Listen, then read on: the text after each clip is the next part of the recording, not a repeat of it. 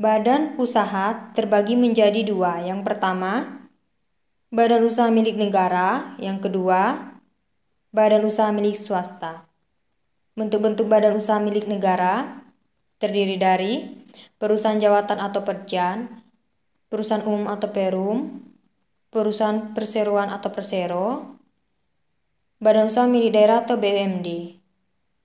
Kemudian bentuk-bentuk badan usaha milik swasta terdiri dari perusahaan perseorangan, firma, persekutuan komanditer, perseroan terbatas. A. Badan usaha milik negara. Bentuk-bentuk badan usaha milik negara. A. Perusahaan jawatan atau perjan. Ciri pokok berdasarkan Undang-Undang Nomor 9 Tahun 1969 adalah: yang pertama, tujuan melayani kepentingan umum. Yang kedua, bagian dari departemen atau direktorat jenderal. Yang ketiga, dimiliki sepenuhnya oleh pemerintah. Yang keempat, dipimpin oleh kepala jawatan. B. Perusahaan umum atau perum. Ciri-ciri perum adalah: yang pertama, berstatus badan hukum dan dilindungi undang-undang. Yang kedua, dapat dituntut dan menuntut, serta hubungan hukumnya diatur secara perdata. Yang ketiga, modal seluruhnya dimiliki oleh pemerintah dari kekayaan negara yang dipisahkan. Yang keempat, pegawainya adalah pegawai perusahaan negara yang diatur tersendiri di luar ketentuan yang berlaku bagi pegawai negeri sipil. C. Perusahaan perseroan atau persero. Modal terbagi dalam saham yang seluruh atau paling sedikit 51% sahamnya dimiliki oleh negara. Ciri-ciri persero adalah: yang pertama, tujuan utamanya mengejar keuntungan. Yang kedua, pemegang kekuasaan tertinggi adalah rapat umum pemegang saham. Yang ketiga, status pegawai persero adalah pegawai swasta. Yang keempat, pendirian perseroan diusulkan oleh menteri kepada presiden. Yang terakhir, badan usaha milik daerah atau BUMD. Tujuan BUMD adalah ikut serta dalam pembangunan daerah setempat dan mendukung pembangunan ekonomi nasional. Ciri-ciri BUMD adalah: yang pertama, pemerintah daerah sebagai pemegang hak atas kekayaan. Yang kedua, bentuk badan usaha berstatus badan hukum. Kemudian, badan usaha milik swasta. Bentuk-bentuk badan usaha milik swasta. A. Perusahaan perseorangan.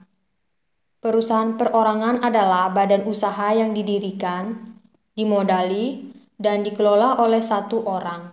Pemilik perusahaan bertanggung jawab secara penuh terhadap risiko usaha.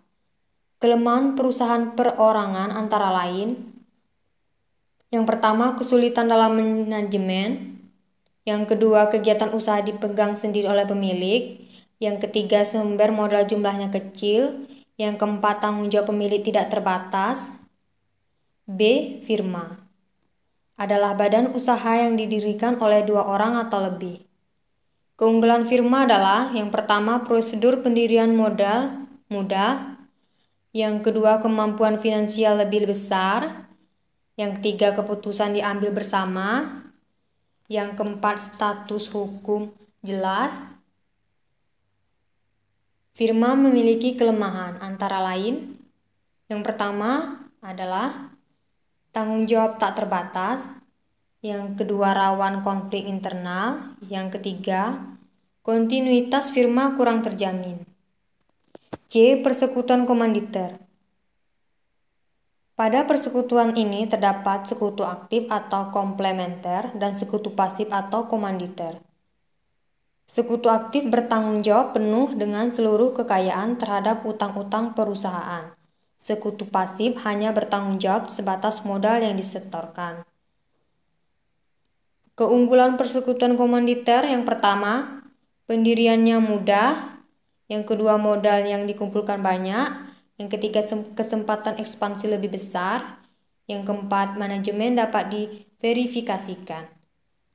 Kelemahan persekutuan komanditer: yang pertama, tanggung jawab yang tidak terbatas oleh sekutu aktif.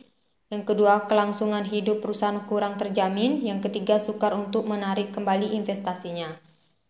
Yang terakhir, perseroan terbatas. Ada dua macam perseroan terbatas, yaitu PT tertutup dan terbuka. PT tertutup adalah PT yang pemegang sahamnya terbatas di kalangan tertentu, misalnya di kalangan keluarga. Kemudian PT terbuka atau sering juga disebut PT yang go public adalah PT yang sahamnya dijual umum. Keunggulan PT yang pertama, adanya pembatasan tanggung jawab atas utang perusahaan. Yang kedua, kelangsungan hidup perusahaan lebih terjamin. Yang ketiga, pemilikan saham dapat terjangkau oleh lapisan masyarakat kecil. Yang keempat, saham mudah diperjualbelikan. Kelemahan PT yang pertama, biaya pendirian relatif tinggi. Yang kedua, harus mengadakan laporan pajak kepada pemerintah. Yang ketiga, tidak ada alat yang efektif untuk melindungi kepentingan pemegang saham. Terakhir, perlu izin untuk membuka usaha tertentu.